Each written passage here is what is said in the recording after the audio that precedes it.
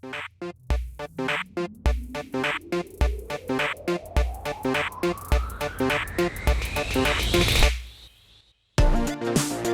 guys. so, so this That was is so this natural. is this is Queen Bonisa, and I'm the moderator for today. I'm kind of nervous about it because I don't like It's moderating not. stuff. It's not obvious at all, girl. Like you're Girl, doing a I great can't. job. I can't. So yes, hi listeners, welcome back to K-Poppin Your Cherry. And Woo! just to recap, the past two episodes we gushed actually about our favorites in the K-pop world. It feels like So 4 episodes actually, if you think about it. yeah, 4 episodes worth, but in number only two. I mean, not technically at the moment 2 episodes. So guys, I'm so nervous. Okay, so before I forget, let's talk about this new thing that we started, our mood playlist. So I'm handing it over to Tata Meg. Go Meg! Okay. I feel like, well, I don't make a secret of the fact that I like making playlists, which isn't to say that I'm good at curating playlists. I just really enjoy it, and I really push that playlist agenda, because I think, you know how sometimes or before you keep listening to a song that you like until you get tired of it, right? Or you before I would lump parang songs that I liked together, even if they're not connected at all. And then immediately I'd find myself skipping certain songs. And I don't like that. I don't like skipping. So the key to not skipping songs or to making sure you don't get tired of songs is to curate your playlist so it can be based on like mood or the vibe, or if it sounds the same, even if the story tells is not, even if it doesn't make sense. I saw recently people joking about it on Twitter. They're like, you can make a playlist for literally anything. And then someone took a screenshot. There's a playlist on Spotify called Dynamite, but Namjoon's cheating. So it's like Dynamite with a bit of Beyonce songs or Rihanna songs. Like it was so funny. Like you can make anything. So Isn't this the weird Spotify playlist account on Twitter? yeah, there's that too. They make the weirdest things. Yung mga tipong, walking your dog at night, but you're being stalked by a duck. Something like that. I mean, I don't know that that exists, but it should. So we thought we'd try something like that. And we were like, how are we going to decide a theme or something? So we decided, okay, let's randomly generate emojis. And the first emoji set that we came up with was the quarter moon. Is that the quarter moon or the crescent moon? Sorry.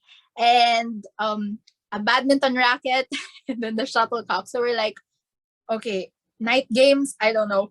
So I want to ask each of you first to give just like a one sentence interpretation of the emojis. Like, what was your thought? Like immediately, what kind of songs did you pick?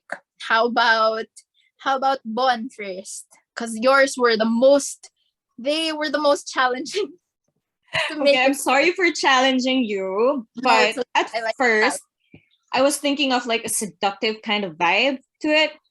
So I was like looking randomly at K-pop playlists, and then I came across "Wrap Me in Plastic" by Momoland and Cromance, and I was like, this kind of sounds like a morbid kind of thing, like wrap a body in plastic. So that's when I started thinking, oh, it's gonna be a night murder, and then the other songs came to mind, like "Killing Me" by Icon, "Drunk Days" by Enhypen, "Pain or Death" by Samuel So, and for Hua, it's the sound of it is kind of mysterious for me. So Hua by G Idol. Yes. Yeah, those were my choices. Okay. And see, it was interesting for me because the first thing I did was, so we got our 5 songs and then I listened to each of the songs per chunk. So like everyone's 5 songs first. So I'd go from like happy or light, and then suddenly when I got to Yvonne's part, it's like, okay, anong nangyayari? So it was very interesting, but I like the songs you picked. How about Benj, Really Bad Benj? Can you tell me what your thoughts were? How you Yeah. Actually, to be honest, the vibe I got from this reminded me of our level in Super Mario Odyssey. So hello, gaming nerds out there. I got this vibe that was like you're by the sea, you're relaxing by a boat, and like the badminton, like to me, I interpreted it as like a rich people activities. It's like you're on a yacht and you're just like chilling, like in the sea. So I picked mostly like very chill songs. I think the least chill song I picked there was Mago by G Friend, but that to me like signified like the end of the night, right? Because it actually kind of does in the term of G Friend. Oh, I'm so sad. Look, I made myself sad with that, but no, I picked like very chill songs. I wanted to end with Moonlight Melody by RV because yeah, it was a moonlight melody, legitimately. But the rest of the songs were Conversation by Twice. They were just very chill, very again like I would say kind of like the things that you would listen to when you're in a yacht. And I don't know what that feels like because I'm not rich, but that's the kind of vibe that I really wanted to Been on a try. yacht. That's how I imagine it would sound. Okay. Yeah, I did get that vibe from the songs you picked. And actually, so you mentioned how Mago was the one that's a little different. In the end, it worked well with the songs that Yvonne picked. So It really did actually. I really enjoyed seeing how our songs would fit together. Now, Jo, can you tell me what you were thinking or how you interpreted emojis? Because I think that your interpretation is probably the closest to mine. Parang dun ko nakita na, hey, it jives really well. So can you tell me what you're thinking? Mine was pretty basic. Like the idea was when it's at night and you can't sleep, and then you have different thoughts going back and forth. It's a little romantic. Like the idea is a romantic night, and the badminton was the back and forth of ideas in your head. Yo, that's really smart. That's so good. I didn't think of that. The back and forth. I love that. Okay. Nice. Yeah, so like mine started with Sleepless by Standing Egg. So the idea is like you can't sleep and you're looking at someone who was sleeping, someone you like, ganon. So like it started from there and then it went on with Daybreak by Newest because it's all about the romance in my head. So it's Daybreak by Newest, Comes and Goes by Hyoko. It's the idea of there are things that you think about. And then Galaxy, Ball 4, and Yesterday by Shia Junsu. So, it's the romance, it's the thinking about what when you're at night, can't sleep. Yeah. That's basically it. Yes. Okay. So nice. And Jo, our interpretations were pretty similar. Well, first of all, I think part of me went very literal at first because the first song I picked was Moon by Jin of BTS. That was his solo. And then I did Strawberry Moon by Twice because I was like, okay, let's put in these moon songs. And it helps, but not doesn't help. It helps that they have like a similar sound. And then the other songs I picked were also kind of upbeat. So I have Soul by RM, and how do you pronounce this? Hon. I don't know how to pronounce. Sorry, dude. Anyway, and I picked Rain Again Tomorrow by Epic High, and lastly, Never Gonna Come Down by Mark Tuan and BB. This came from the Shang-Chi soundtrack.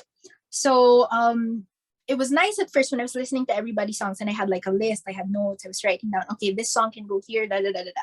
And the common theme that I picked up from most of the songs, there were quite a few, was sleeplessness nga.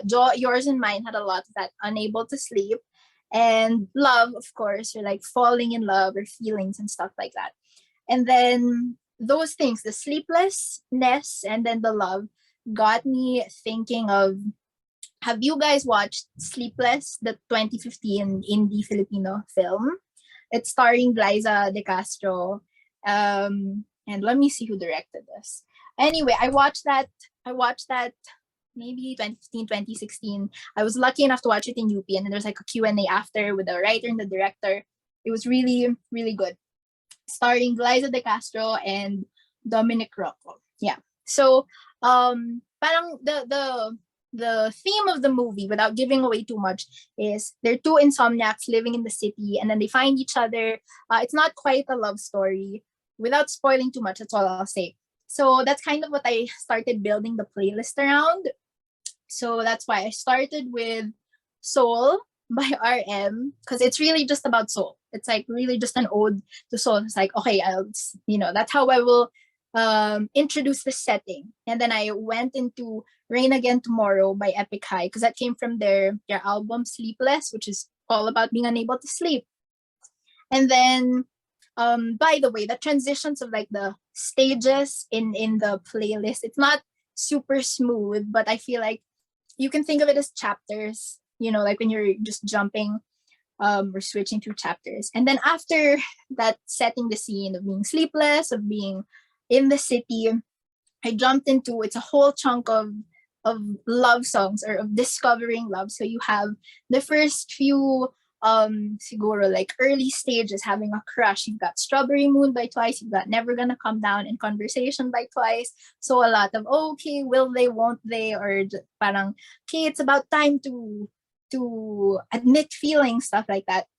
And then it was a long like 4 or 5 songs of being in love already. So you have Love by Mamamoo, you have Daybreak by Nuis. I really like Daybreak, Jo. And then Moon and Galaxy. Jo, I really like Galaxy. I ended up adding it to my universe playlist, because I was like, okay, Galaxy, it's perfect. And we've got Sleepless by Standing Egg. So as you move on to this part of the playlist, the protagonists in our story, they're still unable to sleep, but instead of at the start they weren't able to sleep because of maybe anxiety or the back and forth of the thoughts, now suddenly they're unable to sleep for happier reasons. So a few of the songs actually had lines like that, like Strawberry Moon has a line that's really here, my heart is beating so hard I can't sleep. And then you have Daybreak. I think there's also a line here talking about having difficulty sleeping or something about a dream. And then you've got Galaxy, where it mentions sleep again, and even Sleepless, like you mentioned earlier. It's like you're unable to sleep, but it's because of love. You're looking at the person you're in love with. So it's like a shifting also of where you're at. So still sleepless, but at least it's happy.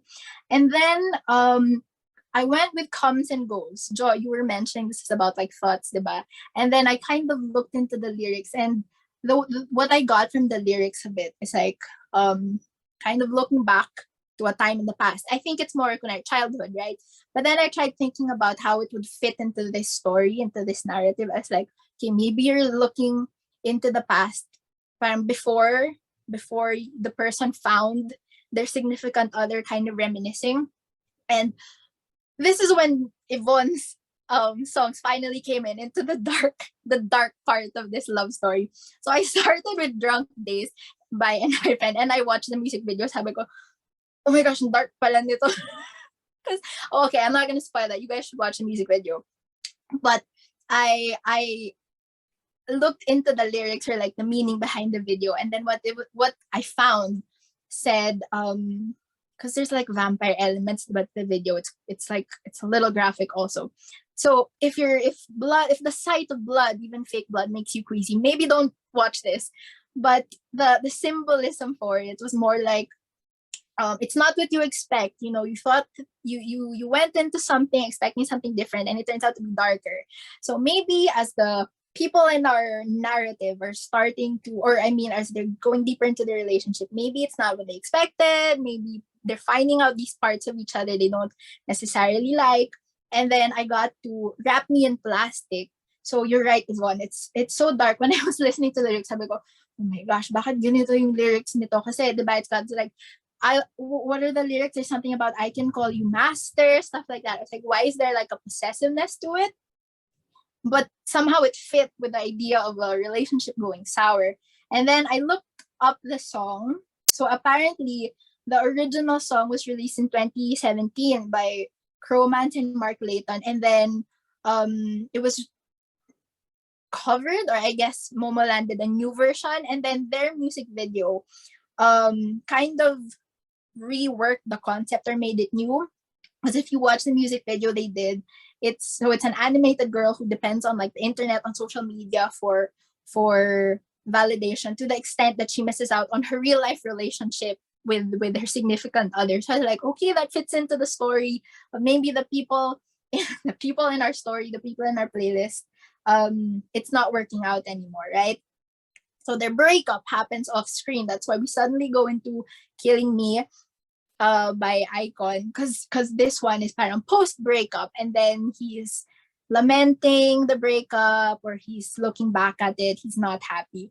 So suddenly in the latter part of the playlist, I can see it going two different ways, which maybe you can see that's the two different people in the relationship. So you've got the first person going the route of Killing Me, and then you got Yesterday. Yesterday's not actually a sad song, diba? Parang it's a very thoughtful song. But then because of the title Yesterday, I thought, okay, we can use it as like the person just reminiscing, like, oh, before, this is what we had, this is what we could have been. And then also Pain or Death, which was very sad as well. So the way I saw it was this person left the relationship suddenly regretting the breakup, feeling sad, looking back. On the other hand, you have Mago Hua, the happier songs, which when I looked at the lyrics, it's more like empowering, na learning to love oneself again. And then especially Hua was about, when I looked at the lyrics and the meaning, it's something about healing from heartbreak, coming up stronger. It was an empowerment song. And then Benj, I had a hard time figuring out where I wanted to fit Weekend, because I wanted, it's like, should it go at the start, like happier? But then I chose to add it here, the end, because like, okay, this is the other person who's happier now that they're free. And then I chose to end with Moonlight Melody, because it's a very well one, it fits the theme, the emojis perfectly. And I really like when I was reading the lyrics, because there's an aspect of it that's reminiscing, right, the past. So it's like this other person gets to look back at the relationship fondly, but not regretting it. Na parang, okay, it was good, but then they're not the ones who were broken up about it. So that's how the playlist ends, and that's the story. I had so much fun making it, you guys. You know, I hope you keep having fun, because I had like a really good time figuring out. When I looked at the songs, I was like, how in the world are you gonna fit all of these things together? Because mine was so chill and Yvonne's was so dark, explosive, and Jaws wasn't exactly chill or explosive, but it also was like, oh, there is like something interesting going on with this back and forth. So in my mind, and then you had your song, so it was like, I'm so excited to hear the story that you guys can make with a playlist, and it inspired me to like, okay, great, let's make Meg's life harder next week with even more crazy songs. Actually, yes. when I first looked at your choices, all crazy stuff. Yeah, I didn't know how I would do it. But then when I was listening, I go, oh, the story comes out. And it's nice to see how you all interpreted it. So it's okay. If you pick trickier songs next time, I will gladly welcome the challenge. I'm up for it. Thank you. So that was so fun. I want to do this again. I'm excited for this thing again. Yeah, and this week's emojis, I'm gonna generate it again. Right, you know, Hope we come up this is a great segment. with good ones. Yvonne, how's your internet? Why? Is my internet sucky pa din? It's kind of like chopping, you know. Do I go? Okay, so there we go with Meg, with our mood playlist and our in-house curator, Meggie, Tata Meg. So this week, the title of this week's episode is PowerPop Girls. So if you haven't figured it out yet, we are going to talk about girl groups. My time to shine, let's go! Yes, it's Benja's time to shine. And just a disclaimer, we are not really experts on the topic. We're not going to pretend that we are. We're just going to talk about girl groups. So we're not entirely sure where this conversation is going to go, but why don't we start off with Benj, Really Bad Benj. Why do you love girl groups so much? Alright, for those that are on the video version of this podcast, I will give you guys a treat. Something came in my mail today. This is the Reve Festival Day 2. Maybe in like 5 minutes after I give this introduction, we can open it up and let's see my reaction to what's inside. But I've recently, if you really check out my, the actual physical albums I own, or literally any Spotify playlist I've made, I think I have like 2 songs by boy groups, but the rest of mine is really on girl groups. And I feel like, I'm not sure if I want to say this is a stereotype with guys who are into K-pop. It kind of is, actually, if you think about it. But for me, it's very simple. There's a lot of reasons why people like girl groups. It could be because they're interested in their concept, whether they're... I don't want to, like, create a dichotomy if you have to be cute or you have to be girl crush, because there's not. There's a lot of things that can be considered concepts that people like. There's even the empowering or even very, I don't know how to say this without breaking our clean filter. There's a very sensual and, guys, give me a word that for what I'm trying to say without saying the word that I'm thinking of. Because no, this is a thing. There are girl groups with that concept of very strong femininity in that direction that I'm not gonna actually say because I don't want to get cancelled. Bingo. There are girl groups that go with very dark concepts. There are girl rock groups, actually, like Yvonne was mentioning. You know, when she was denying her K-pop phase. No, this is K-rock. No, there is actually like a K-pop girl group that is focused on rock. There are K-pop girl crush groups, and even then there are segments. There are I am a very strong, empowered person segment. There's also the I love myself segment. There's also just the don't mess with me segment. There's a lot of things, right? So I'd like to just like preface this discussion with saying that I feel like we kind of categorize girl groups as two subgenres when in reality it's a wide range of concepts. And I think that's what makes it interesting. Personally speaking, I prefer girl groups just because my biggest thing in music is melodies, is vocals, is always on how good I think the voices sound. And I feel like in K-pop, that's where my interests lie. I'm not into like a lot of heavy rap. Even if girl groups do have rap, it's not very intense. It's not, I don't want to say this without offending anybody, but yeah, that's just what I'm trying to go for. That's not my taste. That's not my taste in music. My taste would really rely on, does it sound like soothing? Is it very melodic? And I'm not saying boy groups don't have that, especially SM groups or other boy groups. There are a lot of really good melodies as well. I just feel like in terms of my taste, I would really lean towards how girl groups sound. And if you see the artists that I listen to, like a quick check on my Spotify would say, aside from Red Velvet, there's Twice, there's Idol, there's G-Friend, there's Everglow, there's IZ*ONE, there's Stacy, aespa, After Weekly, and even like the the old generation. I have some Wonder Girls, some SNSD, maybe a Tuna One song. It's always revolving around girl groups, and I really feel like it attracts a lot of different people, but to me it's the vocals. But of course there's always the visual component, and we can't really deny that that's a thing in girl groups, the visuals.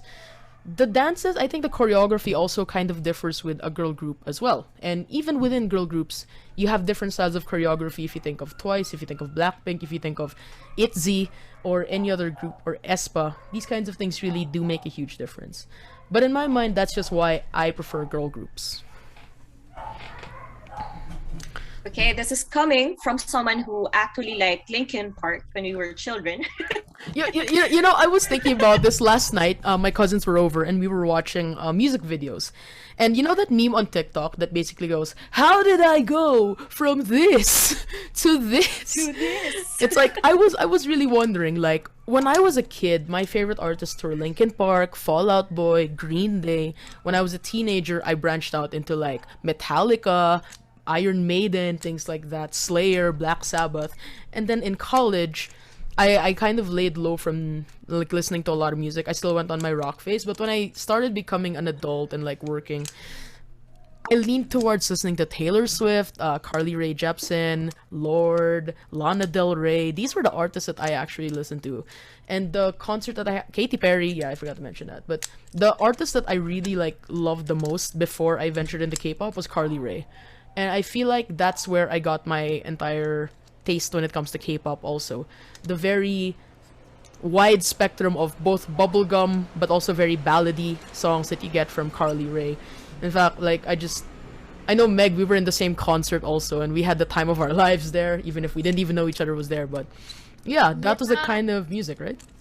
Yes, and I'm so, not to plug, well, always to plug Tita Carly, but I'm so glad we went. That's like one of my most cherished memories now that we're still in the pandemic. I still look back at those videos and like, oh, I should have gone to more concerts. Yeah. When I look back at that concert, I'm thinking, oh, I hope I can go to a Red Velvet concert.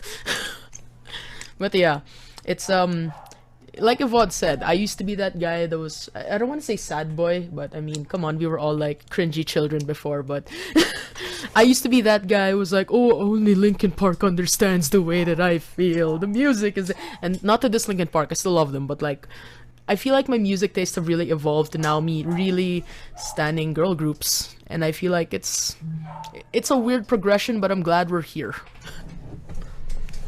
Yeah, we're glad you're here with us, actually. Very glad, because you and Meg were the ones who actually started the conversation into making a podcast.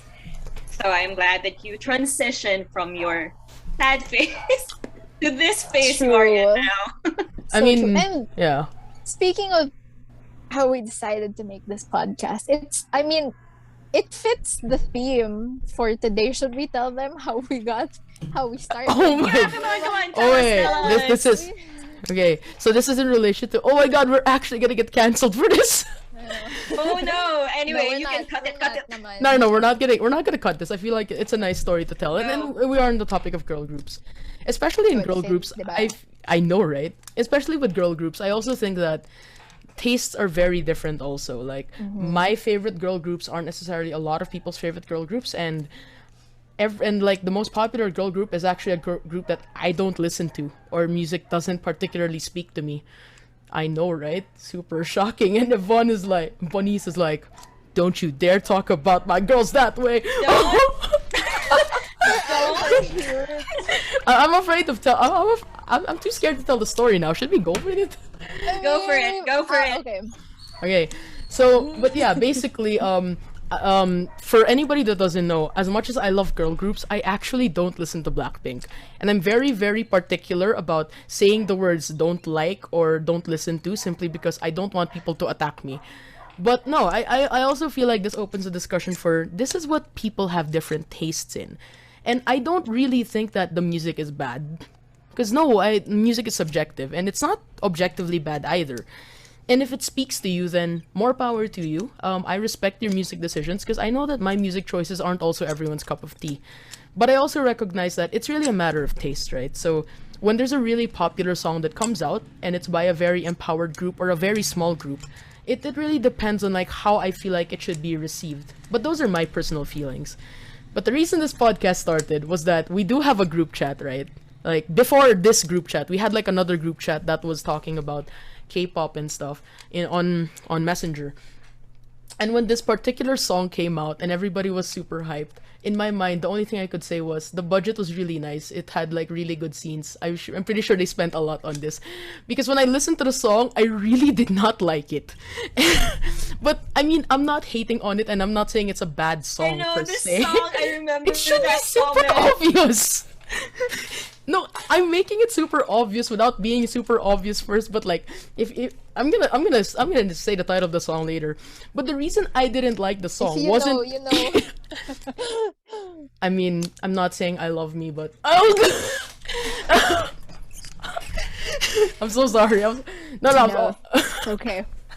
Okay, but the reason we started it was that I wanted to discuss it, but I didn't want to like hate on anyone's parade. Obviously, like if you're enjoying the song, like I'm not gonna be the bad person and say, oh, your music choices suck, because I don't think that way, one. But second, we're all entitled to like what we like, but I think we're also as entitled to discuss the things that, like why we don't like them, or I mean, music criticism is a thing. So I chatted Meg and I was like, hey, I'm not really feeling this one. Yeah, and I was like, I wanted more, yun lang. Same thoughts naman. I was like, the video was really a spectacle. I mean, all of that. And I'm coming from the perspective of, I like her group, I like her, as in her specifically, I love her. So I was also very excited for the release, for the video. I was so excited to see what she would have to offer.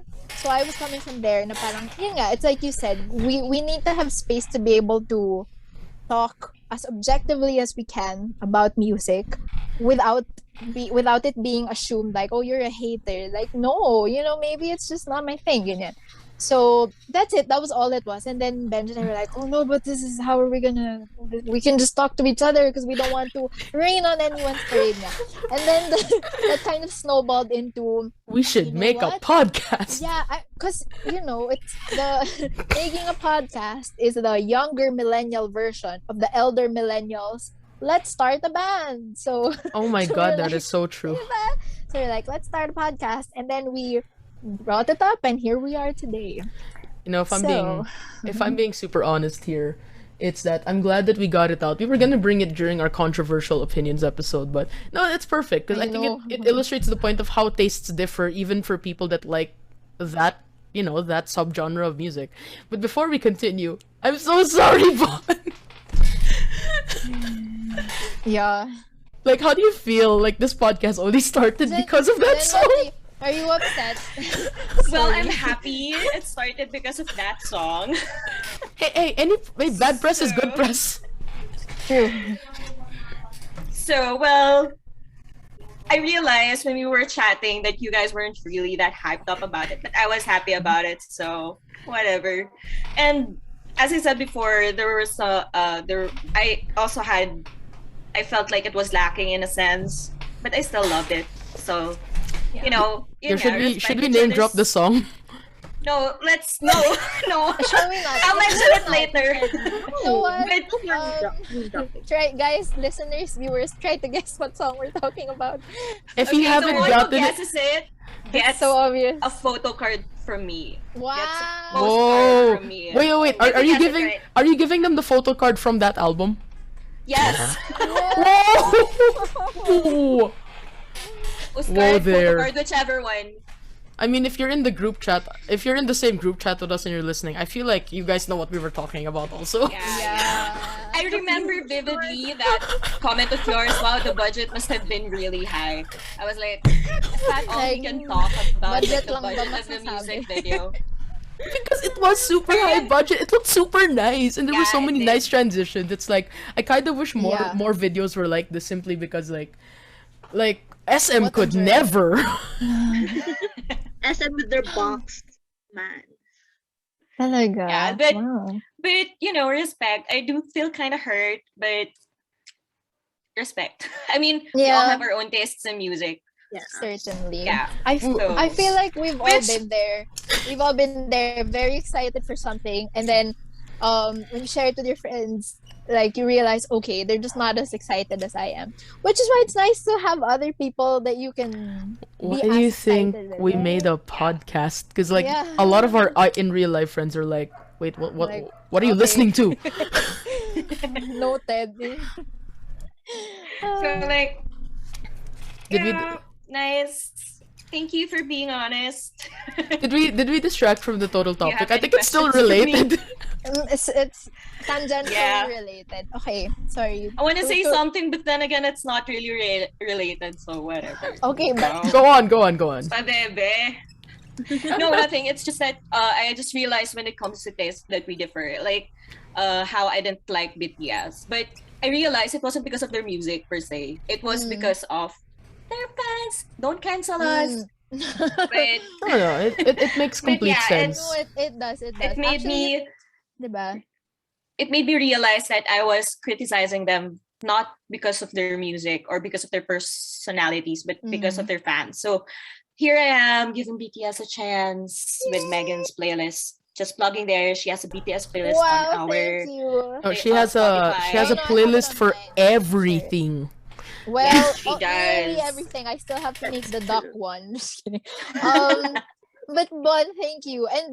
And I was about to say I'll give it a chance too, but I realized no, I've always liked this group. I mean, even when I wasn't into K-pop, I was like, I listened to their songs. So yun lang. I don't know why I started talking. So anyway, moving on from that Yes, broken moving heart. That was heavy. That Moving was so on. heavy. deep breaths. Moving on. Now, since Benj talked about how he loved girl groups and about how he particularly liked it because of the vocals and the melody that girl groups bring to the industry, what about Captain Johanna? I mean, for the past few episodes, I think you talked about 21, but I don't really remember you talking about other groups, SNSD. Which girl group is the best for you at the moment? Ooh, loaded question. You know what? I thought we were done with like the heavy topics we were just getting started. No, this is just like her personal Done. opinion. Which is the Girl, best girl group for her? You know, the thing is, I can't say which one is the best because there are a lot of idol groups, a lot of generations, and I don't think I've listened to enough to say which ones are the best. To be fair, I am very partial to second gen groups because I started standing during the second generation. So when it comes to like, impact, to like the ideas of how a girl group should be and stuff like that, what groups that come to mind are ones like SNSD, yes, 21. You know the second gen groups, Wonder Girls, heck, even 4 Minute and After School. Those are groups that had, or even FX. They have different concepts for each group, and they have USA.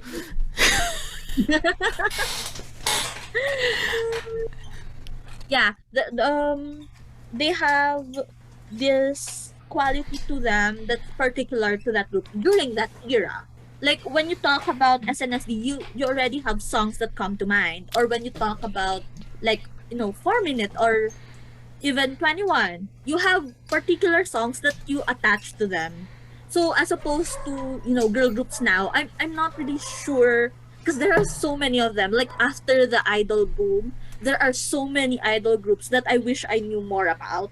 But like there, a lot of them are considered flops even before their careers take off, and then they just disband quietly. So I don't know. There are a lot of talented people in a lot of talented groups that we don't give enough spotlight to. So I can't say which one's the best. Like Which definitely. one is like your favorite girl group? Hmm. I don't really have a favorite, but I have a soft spot for SNSD and 21. Oh, Yeah. sorry. Every time somebody says SNSD, I'm like, I gotta get into Girls Gen more. Well, Girls Jams. they have a really interesting, discography and like yeah, how they shaped girl groups. Wait, no love for FX. Ooh, it's nice. But the thing is, I wasn't much of a fan when they were um together, because I was more into okay. When I started being a K-pop fan, I was very into the 21 um corner, let's say, because it usually SNSD and 21 were the ones pitted against each other. So I was very firmly in that 21 corner. But then as years got by, I was trying to branch out. So I was like, okay, I'll listen to SNSD. But the thing is, when because I even got to listen to comebacks, etc. But when I wanted to start standing FX, they weren't active anymore, so I didn't have a lot of content. And then with issues surrounding the group, I didn't really get into them. But Avery's into FX. So if you want to ask her about FX, she knows a lot. Avery is one of our friends who is also a mumu. Just plugging that in, mumu. So you talked about how SNSD influenced how girl groups should be. Want to talk more about that? Man, What do you mean? if we talk about these things, it's gonna be a really long discussion. But like, okay, so the thing with SNSD is that they have wait. Okay, I can give you so like one example because I showed a very visual cue for SNSD. Now, the very visual cue I had for SNSD is the concept of having photo cards in your albums. that's true. Because it started with them in like, was it G or O? I don't Game remember. changer. Yeah, it started in 2010. Like SNSD had the photo cards. I mean, beforehand there were albums that had freebies, but they were the ones who started the photo card and stuff. No, but what I'm thinking about is the concept of girl groups, because like I mean even before in first gen there were different groups like Finkel. SES. They had their certain concepts, but they weren't really firmly on that. Like, as opposed to when SNSD started, and then the boom with the Aegyo and the cutesy concept with G, even like the start of their careers with Kissing You, etc. So they became the nation's girl group because of how their songs were like, oh, it's cute, it's bubbly, it has it's an earworm. At the same time, you have dances that you can dance to. And then they presented these personalities that are like girl next door. At the same time, they're both attainable yet unattainable. In a sense, because their personalities were quirky, they were nice, they were people you would meet. But at the same time, with how they're, they're idols. So they're kind of, they're still not attainable. And then you have like during the second gen, there are a lot of variety shows. So there are a lot of idols who went to variety shows. So they, you know, you kind of knew them more. I say it in quotations because you don't really know them, but like they have personas that they are okay. So this is the personality of this person, etc. So like um the idea that there's the cutesy concept, it's started with SNSD, with how the group had this phase of cutesy until like I don't know 2013 I don't remember, but like the idea, as opposed to we have 21 that started their career already with a girl crush because they were supposed to be the antithesis to SNSD. So in that way, they already SNSD already affected how girl groups became, because like okay, so to be opposed to the cutesy image, let's do girl crush. So mm during the time, because SNSD was thought to be the pretty girls, 21 was thought to be they're talented but they're not that pretty, even though they have like Sandara Park, etc., who but the idea is okay, Sa they're lagay na talented. yan, they're not that pretty. Hold on, hold Yeah, on. they were. SNSD weren't talented? Diyos ko, Lord. Exactly, that's What? the thing. It's Okay, like the division of Mm, how they are the came standard. about. okay, let me explain. Here's the thing. Wow. It's a YG agenda that SNSD isn't talented because they were presenting their new idols, the 21, as the they're more talented than the famous. I don't remember if they really name dropped, but the idea is they're more talented than the famous girl groups, even Shucks. though they're not as pretty as them, because they didn't do plastic surgery and stuff. Like, because the idea was floating around that idols were Mm. doing plastic surgery, etc. And then we have SNSD, who are really pretty and the standard at the time of girl groups, because they were down to earth, cutesy, girl next doors, as opposed to okay, so 21's gonna be the girl crush. They're gonna be badasses with super talent and stuff, but they're not as pretty, but they're marketed to be super talented even though they're not pretty. And then their concept is always badass, their concept is always girl crush, their concept is always I am the best. Even the start, it's like fire. I think one of the only cutesy songs they have that come to mind is Lollipop, which is it was for A a collab yes, a collab with the Big Bang, with and Big it was a Bang. commercial for a phone. Yo, So I have a question about that. Is that why SNSD for some reason has like songs like G or Lionheart, but they also came out with The Boys just to like counter it? I think so. In like, because during the start, I mean, people correct me if I'm wrong, but like during the start of their careers, they had like usually the cutesy concept, and then later on, that's when they branched out. But the groups had firm concepts for each. That's why they don't intersect. So the 21 were they were always badass, but then later on they branched out with songs like "Do You Love Me," um, "I Love You," etc. It's answering itself. "Do you love me? I love you." But legit though, they have songs like that branched out as opposed to their usual girl crush image at the time. So that's Actually, how as a casual listener of K-pop for a while, and I actually did do that. I associated SNSD with the cutesy concept, and to anyone with the talented but not so pretty girls. Yo. So the marketing actually worked. Whoa. I kind of want to bring Nice this to know. further. If you really think about it, that's why this prevails even today. Because even in third gen, what happened was that you got your girl crush in Blackpink and you got your cutesy in Twice. Yes, And it exactly. came to the point where Twice had to even quote unquote branch out into a more mature concept, but people still associate Twice with cutesy. Cutesy. And even then, that's why now groups are either you're either cute or you're either badass. And I feel like that branding in and of itself kind of hurts the entire concept of girl groups. And it's so weird that it started with the biggest ones. But I feel like that's what scares people away from the entire genre of K-pop in the first place, because it's like, oh, you're just listening to cute girls, you're probably not even listening to the music, you just like the way they look, or oh, are they really badass? It's like the whole false dichotomy of creating cute or badass, I think really damaged the perception of the industry. And it's kind of sad to hear that it still prevails today. Yeah, because like okay, just an intro to our top 12. Not We're not gonna do the top 12 yet, but like we each of us would be choosing 3 songs each. And for this week, we decided that the first song would be a cute song, an Aegyo song. The second one would be a girl crush song, and the third one would be a free choice. It's like a not cutesy, not girl crush. And we wanted to do that because we wanted to bring up this kind of conversation on how girl groups are being divided into these 2 classifications.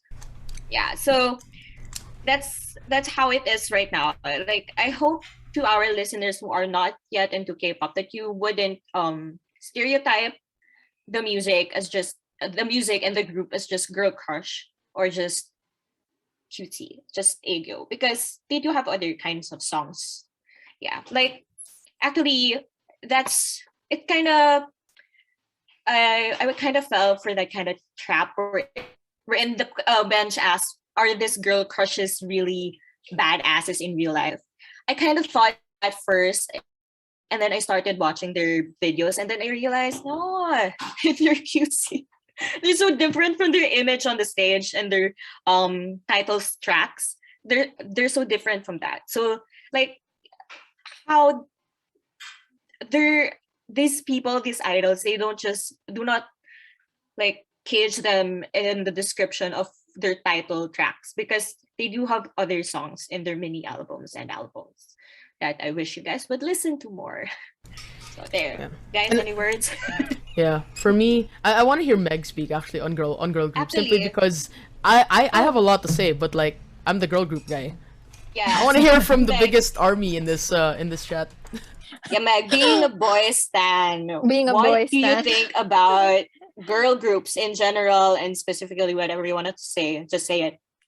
Okay, first of all, I need to say I hate men. So like being no, I just have to say I hate men. You know, Yo, as the really- straight man of this entire group, men are trash, and I say that as Yeah.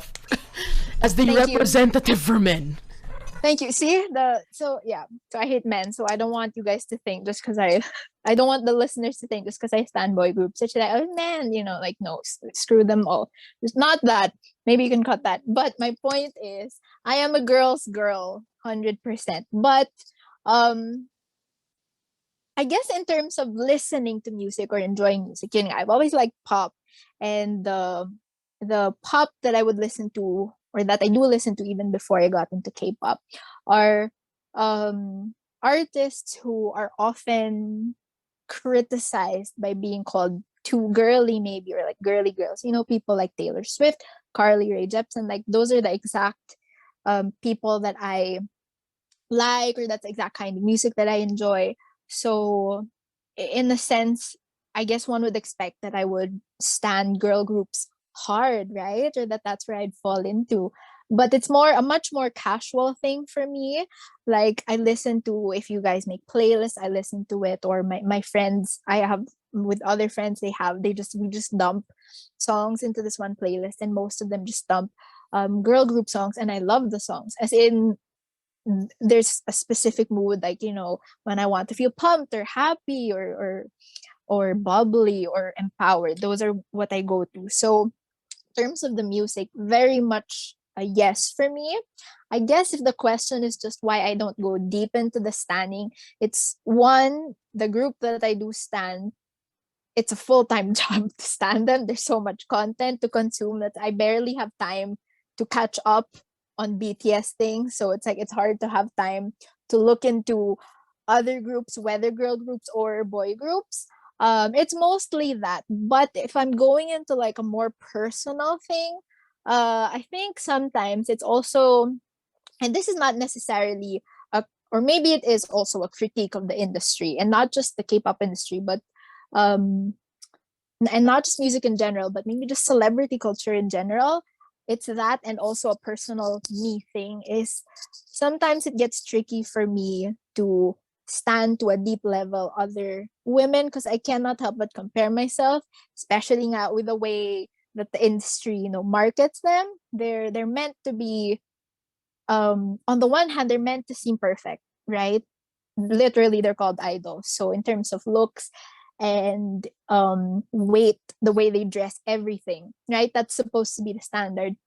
And then on the other hand, sometimes they also release like other kinds of content, maybe from variety shows or from their daily life, that's supposed to make them more relatable, and that helps too. But on the other hand, there's also the feeling of, okay, so they can do both, they can be both fun and relatable, but they're also perfect. So it's also just a me thing, maybe a self-esteem thing sometimes that messes with me a bit. So maybe that's another one of the reasons why it's just when I haven't gotten into standing them as much yet. But if it's just in terms of the music, or even just the concepts like music videos, or you know what, even when I watch unboxings of albums a lot on YouTube. Just yesterday, last night I was watching an unboxing of Crazy in Love, Itzy's album.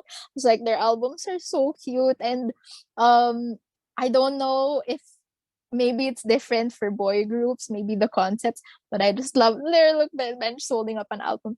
So that's another thing. I'm Do you like, want to segue into that? Like, I know we haven't seen this discussion, What? but that's a perfect segue, actually. perfect I was gonna segue. say, Yeah, let's segue into that. Like, To look, take a Ben break? just holding up.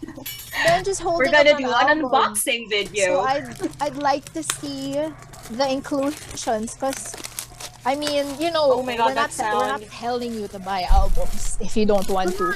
But I'm just saying, as someone who enjoys collecting things, man, when I see the concepts and then the contents and inclusions of girl group albums, it's so that's so me.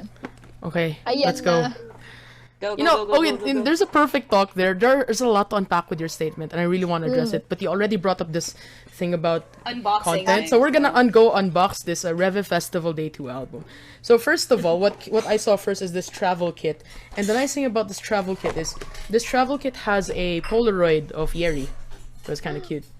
Ooh. I'm not a Yeri stan, but I love her, but she's not my bias. But like, it's cute, man. And what's inside this box is let's see. I'm so scared of unboxing because I feel like people will judge like, oh, you're harming your merchandise, and I'm like, ugh. So there's a luggage tag that's Yeri. Ooh. This is a weird segue, but yeah, we did it. I don't know what this is, but this is a travel kit. Yo, I need to sleeve this. It's a Polaroid. Yes. Yo, Steam dude, it. this has a lot of stuff. I'm so happy with this. I'm gonna go sleeve this after we do our thing. I'm not sure if I can wait, but I have to. We have to record, guys. Let's see. There's a sticker booklet. There's an Reve Festival card. I think that's pretty sweet. Cute. There's some Polaroids. And there's some stickers. So, on Polas, we got... Yo, this is like a lot of inclusions. I'm actually super happy. Like, a lot of stickers and Polaroids. I'll take pictures of them later, but yeah. We got Polaroids. Yes. One of my favorite songs from the album, Oompa Oompa and Carpool also. Those are two really good songs from this. And later we can talk about like girl groups and songs. I think that's super crucial to the discussion. Okay. Okay, so I didn't get Shadow Reen, sad face, but I did get a Yeri card. And the nice thing about having a Yeri card is this is my first one. I haven't had a Yeri card yet, so I'm one step closer to completing everybody. Irene, come on! Come home. Come home! And of Uwi course na the booklet. yan. Uwi na si Irene. Tagal. Well, it might be a nice segue to know that I actually did buy a set of like legit cards recently. And yeah, photo books. Speaking of photo books, Speaking of photo books, The chaos that is the in chaos today's that in today's video there is a confession. Wait. Oh today's my time, gosh, in go. today's episode of chaotic Today's Crazy. episode cancelled. of chaotic crazy girl, me, Queen Bonisa. This has like a lot of inclusions. I'm super happy. Like, So this is I, amazing. Like, Congrats. no, I This did not is- destroy. dude, this is some of the Go most Benj. inclusions. I'm so sorry. This is some of the most inclusions in an RV album ever. They barely do this. So like the fact that they have stuff, They're I'm like, spoiling oh my you. gosh, I'm so happy for you. dude! I swear, if you're an RV stan, like they Buy barely that. have anything. They barely have anything in their albums. It's kind of sad. So like RVF2 actually has a lot of things. I'm super happy. But you know, this is a good question. What do you do with your stuff, Yvonne? So yes, me. So,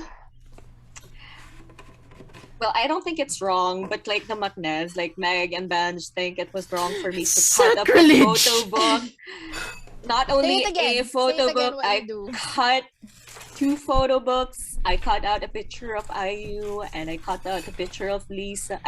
Of Jisoo, just because they were nice pictures and I wanted them on my wall. So I cut it and put them on my wall. That's it. Look, you can do whatever you want on your albums. Yes. Like seriously, there's nothing wrong with doing whatever you want. It just pains Yeah. me to know that It made them cringe. because I mean, one, it's expensive, but like the other thing is also like, I don't know, like there's a lot of high quality stuff in that book. So if you just cut it, like maybe, I mean, it's paradoxical. It is high quality. That's why you want to display it.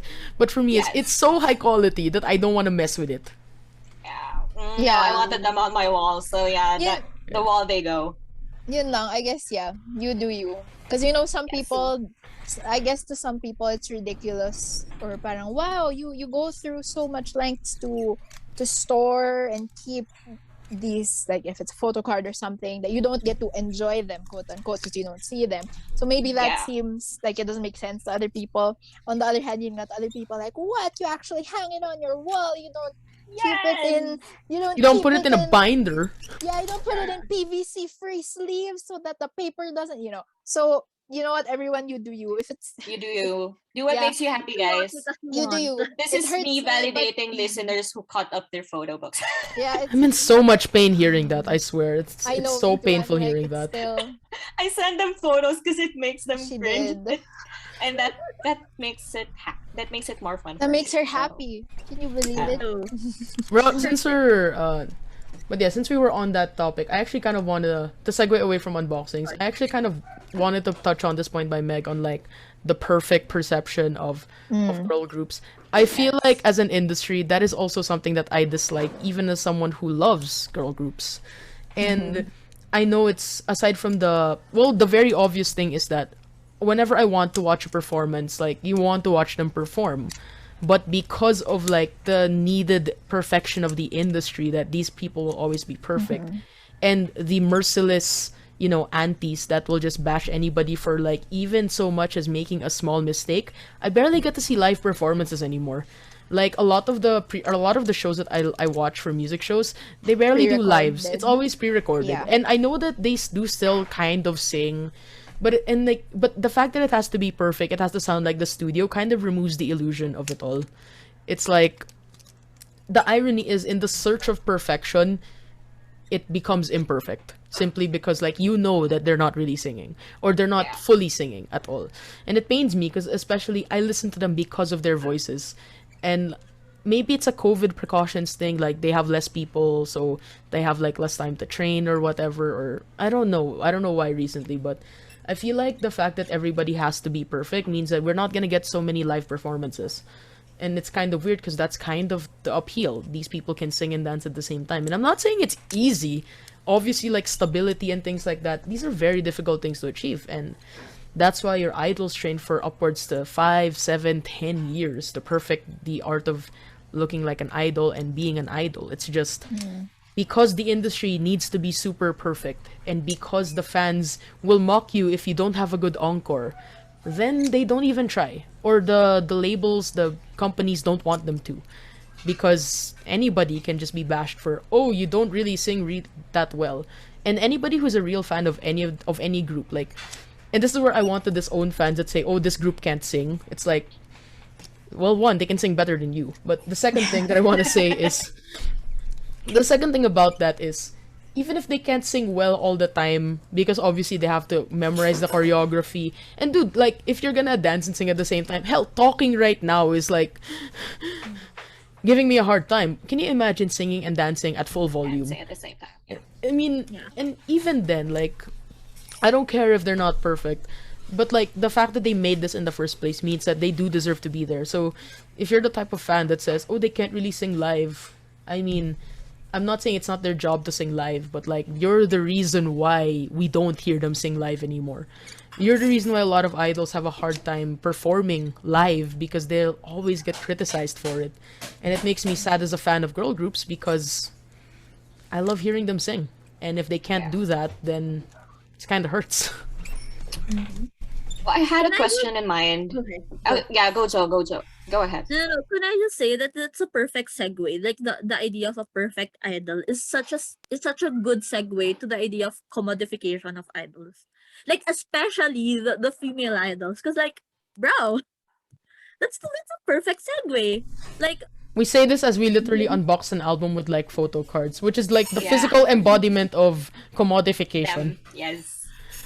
exactly, like the idea of an idol is, to have this perfect. I go quote again, because like there are different kinds of perfect idols, but like the idea that they're available and well so for female idols they have the Bubble.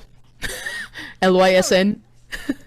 they have the more difficult task of being available, sexual yet pure, right? Like 100% yes, that. exactly, like I don't know if I'm saying it's right. Okay, so to You are. preface I this, understand. okay, I so to understand what preface you this, mean. I want to say that I am in no way an expert. I only know a few things. Like, okay, I'm not an expert in the industry. I'm not an expert in sociology or whatever.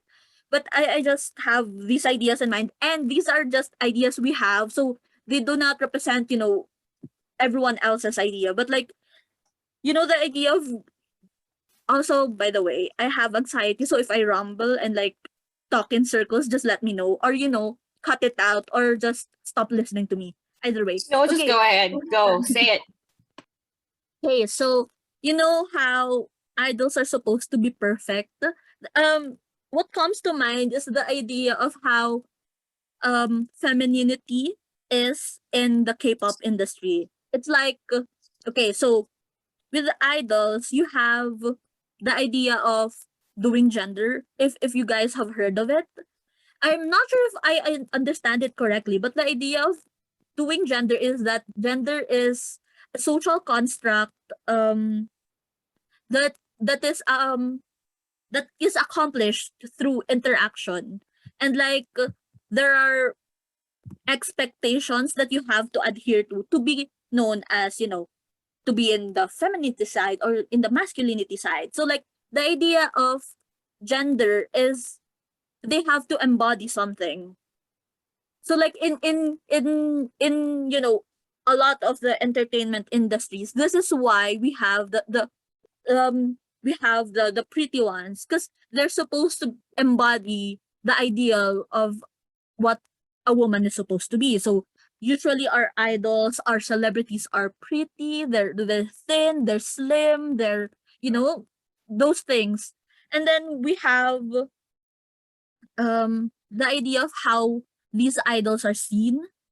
Like a lot of times the concept of male gaze is thrown around, but I think it is a very important topic to talk about when it comes to entertainment industry, especially with idols. So I don't know which one I should start with. Wait. We Cut can it out talk if I'm about we can talk about the fact that like your idols are supposed to be perceived as like very available and very pure. So the moment that somebody comes out that they're dating someone, oh, they're canceled. Or Right. like Okay. the So yeah. So when we talk about that's part of the male gaze. So when we talk about idols, especially the female idols, they're stuck in this, box of how they're supposed to be. This is because the idea is that their intended audience is supposed to be heterosexual males. So like they're supposed to be, they're supposed to embody either the traditional concept of womanhood or a hybrid concept of womanhood to appeal to men. I mean, honestly, I'm not saying that they do all this just to appeal to men. Maybe they want, they want to sing, but the powers that be, and the entertainment industry, this is how it works.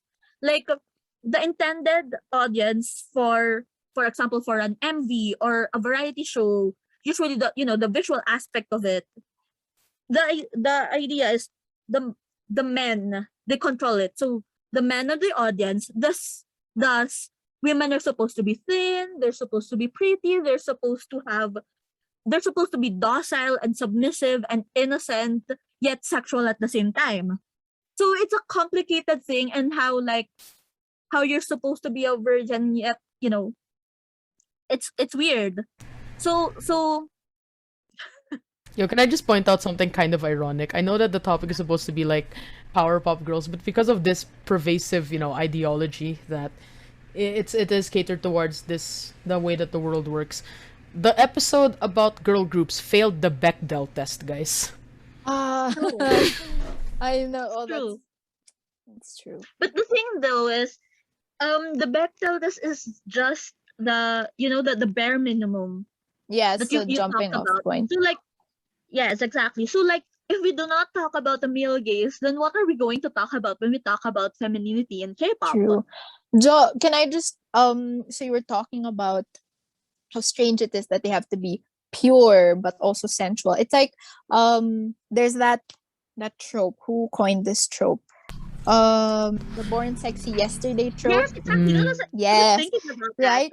I think this was coined by, or at least I first learned about this trope because of a video that Pop Culture Detective made on YouTube. So it's, Mm. and we're talking about it in the context of girl groups or K-pop idols, female K-pop female idols. But um what Pop Culture Detective talks about is, you see it even in films and a lot of female characters. For example, um well, recently, I guess, in the first Wonder Woman film, I know that was marketed to be a very empowering film, and in a lot of ways it was. People were empowered by it. But when you think about how Diana Prince is portrayed, on the one hand, she's very knowledgeable, she's so smart, she's so beautiful, obviously.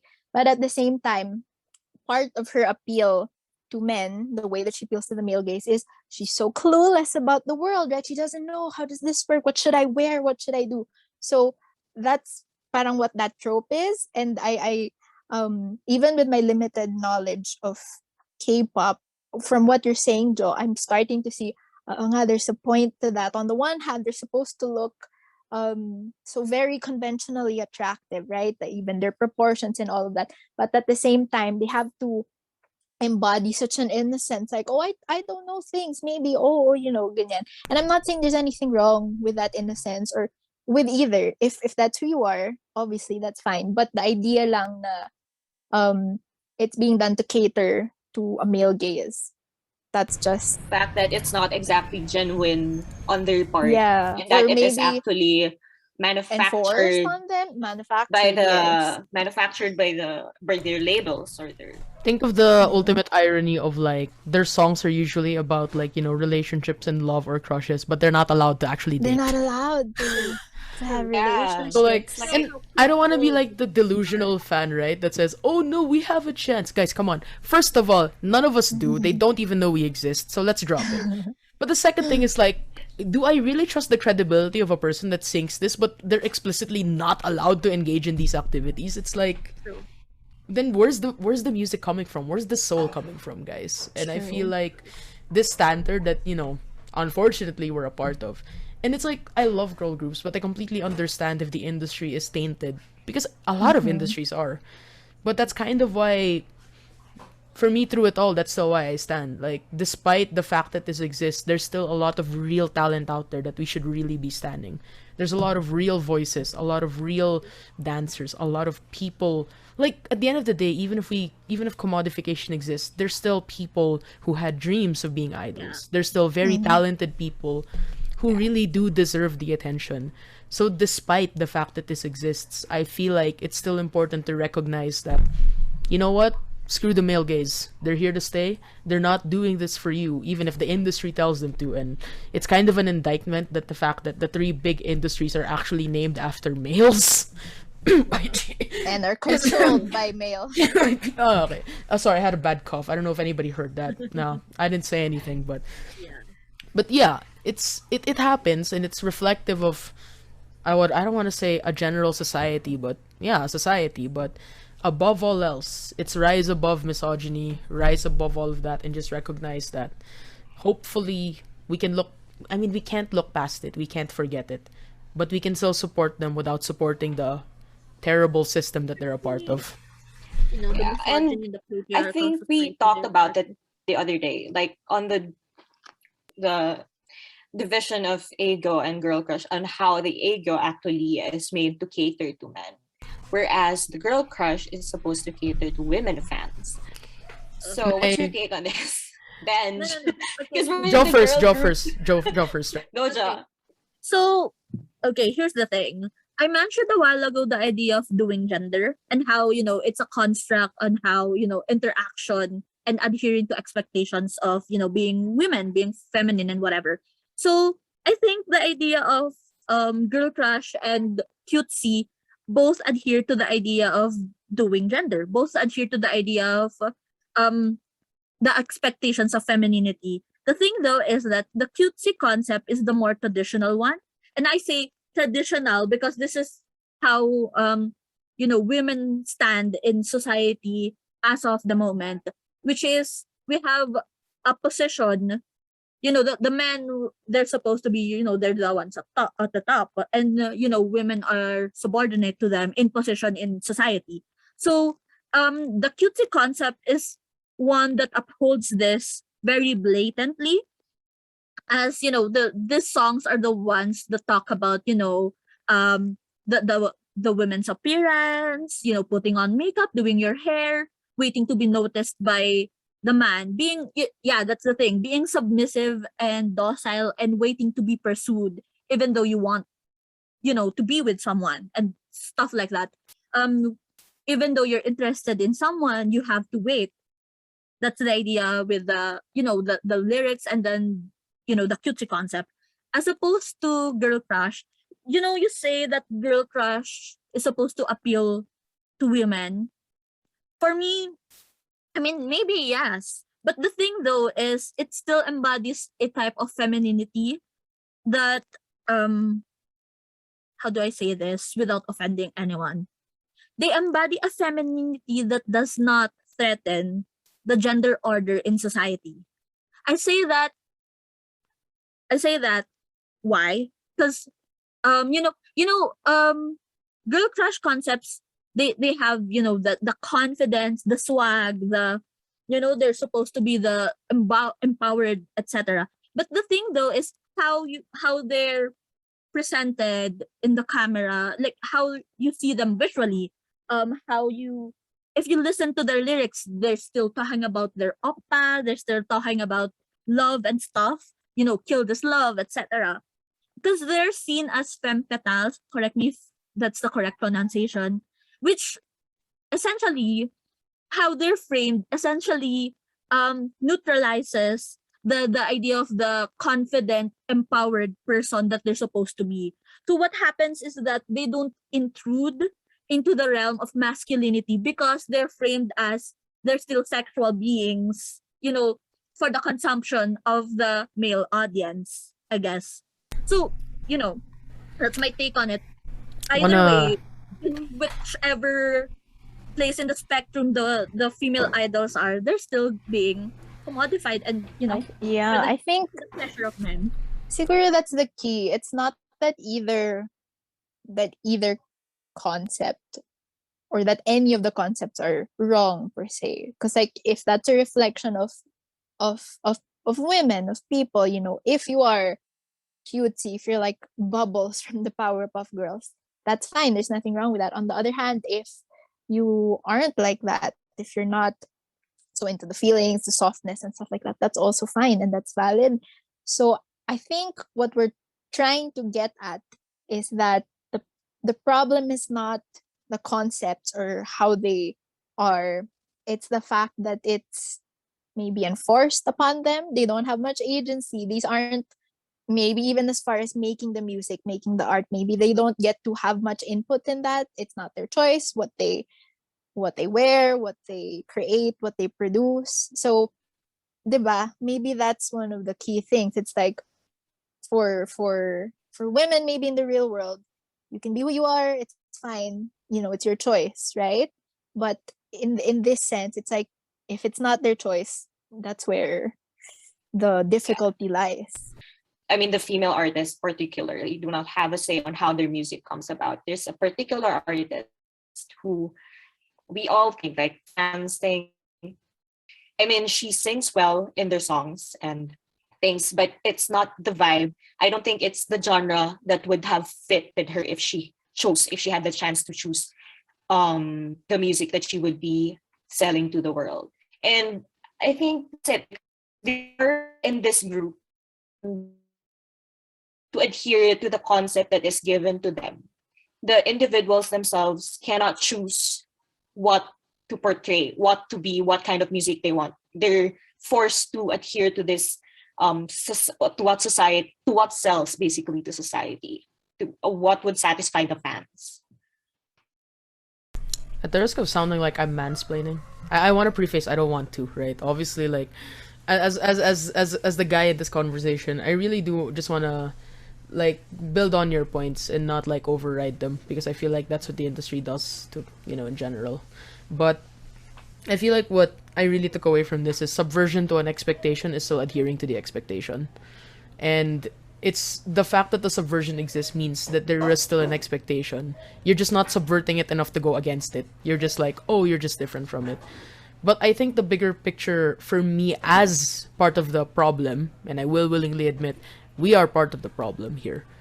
It's that I feel like the fact that since you did commodify two sides of femininity, either the subversion of tradition or tradition itself, it's still at the end of the day commodification. You're still selling the idea of what feminine is. The only thing I really want to build on is that if it really is truly about empowerment, then I really feel like the labels are damaging as to the industry and to the women themselves. And we know that they're more than just that label of either cutesy or girl crush. And the music is more than just aegyo or girl crush. So I really do feel like this artificial split that we created, because that's what the industry is what's preventing not just fans from really understanding what the music is going to be better like, but from the artists who really want to represent themselves. And I really feel like that's why while a lot of people identify a lot with the subversion of expectations or girl crush, I also feel like we can't diminish the artistry of the women who don't go there also. And even if you do eggy or even if you do cutesy, I don't even think you're doing it just because you want to appeal to people. I think it's because that's the artistry that you want to portray. So for me, I wish that the industry was better, but since it's not, it's up to us as fans to be better. It's up to us to really just identify that they're more than just what they present. And their artistry is not supposed to be just boxed into appealing to males this way or the other way. If they want to be empowered by being empowered as girl crush, perfect. But if they want to feel empowered by doing traditional feminine things, that's also not on us to say they're not empowered. They are. And the only thing stopping them from being empowered really is us. To be fair, I agree naman. But to be fair, I just tend to not like putting that kind of pressure or kind of burden on the consumers. I mean, we have so much power, obviously, right? But I just feel like look at us, like we ourselves deal with the moral dilemma of all of this, of consuming all of this, but at the same time, and it's important to know that we do have power, right? Consumers have power. If we choose to boycott certain things or not support certain things, it also pushes for change, right? Look at, and not just in this industry, just in general. But at the same time, it's really systemic, you know? So it's like, it's difficult to figure out that balance of enjoying what we're consuming and, you know, and enjoying the things that we like, but also understanding there's a system that needs to be dismantled. So I'm just saying this just so that we don't carry so much guilt with us for enjoying these things, because like it's hard to be like, oh no, I want to support these people, but at the same time supporting them, giving my money to their company means that they still continue to be treated however they're treated, if for example it's not fair. I So mean, ayun lang. yeah. No, I completely agree with you on that. I think it's really just, like the sins of whatever they're a part of shouldn't continue to punish them as they're already Yeah. being punished. So if like we can support them as like stans, then as long as we're just supporting them and we're not just blindly supporting the evil industry, if we're Yeah, really as long just as we in it talk for the about people, it, right? Yeah. right? And It's a I big mean, no ethical start consumption already. under capitalism, diba? Yeah. So That's that exactly yun, what I was thinking. yeah, No it's true ethical though. consumption under But that's why I capitalism. feel like Wow. even if it feels like we're not doing much by just talking about it, we are, diba? I mean, No, even just we I being are. mean, aware having of the it, conversation it's a and being big aware of deal. it is the first step. Yeah. And a lot Actually, of people go this to there, right? this Yes. podcast made me realize, because I've been casually listening to K-pop for a long time, but I did not like delving into these kinds of things, like the Mm-hmm. problems in the K-pop industry. And this podcast gave me a chance to actually learn Mm-hmm. more about it, and to actually, just knowing about it would make me more a better fan, in a sense, the word. Yeah. Mm-hmm. Because I guess, you can't just stop supporting them. They do need the support that we can give them. So Especially if it brings you joy, diba? yeah, I Yeah. mean, if it makes you happy, do Yeah. it, Brings guys. you But joy. do If do it brings do you things joy. that make you happy, but don't harm Yeah. anyone in the process. Yep. Plus, yun nga, I feel like there's a difference between, okay, supporting these groups that we like, that just so happens that the industry they're part of, there are many problems. That's different from like supporting certain How artists or talented people they are. who, yeah, or I mean supporting different artists or people who, like, I'm thinking of the Western music industry, or not even here, who they themselves have done harm, have done Yes. bad things, This wrong is things, like, for me, this is the diba? Western equivalent of it. It's like saying liking old Taylor Swift is supporting Scooter Braun. Yes, diba? So parang it's not right. That's not how it works. So yeah, yeah. I guess it's just important that we know that difference, because I feel like some people might use it as an excuse. They're like, oh, I'm just enjoying the music I like, and then it turns out the person whose music they're supporting, maybe they're an abuser. Maybe they've done something. We're like, yeah, right. So we're like, No, we and there it's are also lines it's to also draw. recognition that the idols themselves, when we hold them to a standard of perfection, and the one moment that they screw up, then we unstan or we cancel them. And I feel like while there are things that you cancel, what? Sorry. No, there's a line between Yeah, having there's the a difference, diba? idol making a mistake and trying to understand them and supporting them, and also, supporting someone that's Yeah. technically a criminal already. There's a Yeah. line. Yeah. You For have me, to there's. tread that line carefully. I mean, Yeah. if It's knowing that there's. the line exists is, I think, the Exactly. first step. It's a big thing. Like, Yeah. Instead of if like, you're they did standing, something bad, cancel. if Yeah. you're standing someone who does not even feel remorseful about what wrong they did, I think that's something you have to think twice about, versus someone who did something and then apologizes sincerely for it. I mean, And that's learns from something it. that, and learns from it. That's something that you could actually learn from. So I Yeah. guess it's just how we paint these idols to be someone that you have to follow. You just have to be wiser in choosing who to learn from, basically. Can I just Yeah. say this became like our first heavy controversial I episode? know. Yes, That's not this not wasn't what we planned. supposed to be This is a not in the controversial plan. episode, and here it But- No, is. don't be But these sorry. discussions need to happen. They're important. Yes. They're very the- important. Can I No also surprise, Oh, listeners. can I also make the distinction, like, sometimes the things, oftentimes the things that I feel idols get canceled for are ridiculous. Yun na, like if they date someone, right? Or simple as if they have tattoos. If you're a woman and suddenly apparently you have tattoos, it's a big deal. It's like, these things na parang people are like, oh, you tricked us, blah, blah, blah. And it's like, Idols can get cancelled for reading feminism books. see, Yes, idols exactly. can get That's what canceled I for was going to saying say. that they're feminists. They could get canceled. It's like, those are the That things na is parang, this is not ridiculous. it. This is not it. Diba? Yeah. Yeah. That's not even something they should apologize for. It's not something they should have to apologize Especially because for. Namjoon read the same book. I know, and yet, diba? Man. Are we going into that? The difference in the No. treatment of boy We boy could, groups and we girl could. groups? If, Not now. Right You wanna now, go into right it? now. Personally, Like I'm right not now? I'm not prepared, I'm but not prepped either. yeah. But that for that the can next be episode, that can be a I'll be different prepared down the discussion. line. But guys, I'm really happy that instead of like I don't know what to talk about and like we had like generic cookie cutter things to talk about, we actually talked about something real.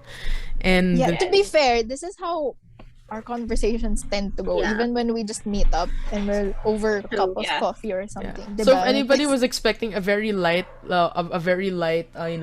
discussion about like our favorite girl groups, honestly, Sigh. I thought we were going there, but I'm glad we didn't because Yeah. we can always do it some other time. True. Again, I am sorry. for No, bringing no, up- no, don't- do No, not. don't be. Never be sorry for something like that. Yeah. Yeah, it's This I'm is like, important. it's why we made this podcast in the We're- first place.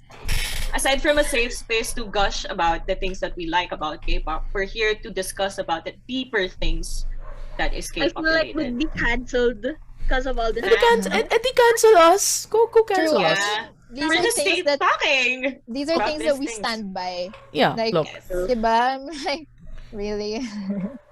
If, So- if you think it's problematic, then I'm not sure if you should be looking at us or the mirror. True. No. Ooh, I yeah, love that true though. statement. So, Okay, let's go. anything else you want to talk about? Do you want to go to the next segment? Well, No, we're for- still gonna talk yeah. about them anyway. Now, for me, I I think guess- that we can preface this by saying we can always do a part 2 on like the good things about girl groups. Yeah. Yes. Or, And I would very much love that discussion, but I feel like for us to be able to properly have a discourse about girl groups, we have to understand the insidious nature of the industry that put them Yes. there. Like it's an acknowledgement that it exists and we can enjoy and support them, but we have to understand that the system is there against them. yeah. Yes. So Let's go. I guess that was very a conversation that I did not expect. I Mhm. came here moderating this thing supposedly with this. What are we gonna talk about? And we talked about things that we didn't really think we were gonna talk about, but we did anyway. But if So- I do actually want to do the episode about girl groups and gushing on them, so we will do that Yeah, some we other will time. do that on another time. Some other time.